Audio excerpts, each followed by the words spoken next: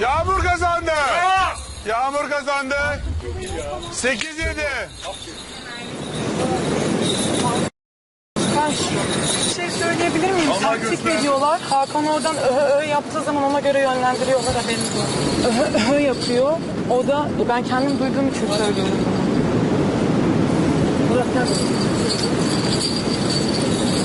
Adem hadi Adem.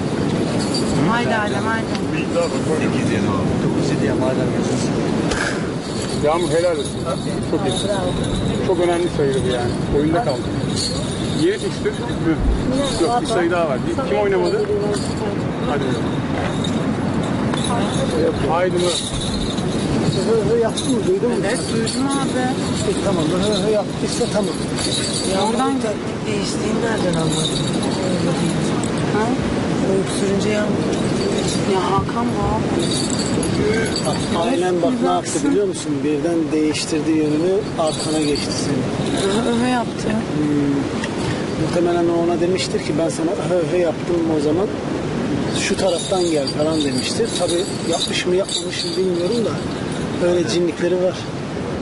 Bilmiyorum, ben sadece duyduğum şeyi söylüyorum. Yani gözüm kapalı. Daha ediyorlar. Senin taktik verip vermediğine bakmayın.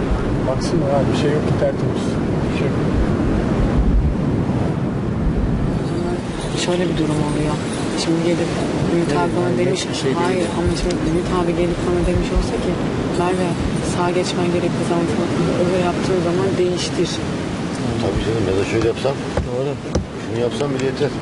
Evet, ünlü takımının itirazı oldu. Hakan'ın taktik verdiğini iddia etti ünlüler.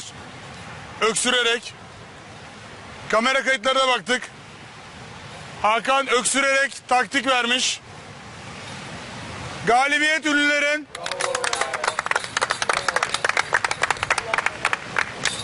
Hakan oyundan ihraç. Oyunda oynamayacaksın. Bu oyunda oynamıyorsun. Ünlüler 9, gönüller 6. Ne yapmış peki abi? Öksürüyorsun, taktik Hani ne veriyorsun. yapmış peki? Bir şey yapmış Sen mı ya? öksürünce saldırmış.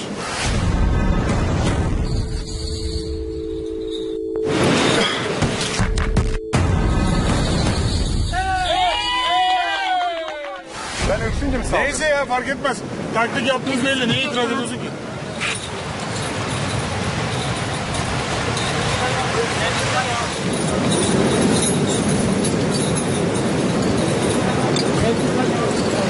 Hakan dışarı gitmiyorsun, buradasın. Kaç dedin abi? İhraç oradasın ya. Agresyondayız dedik ki.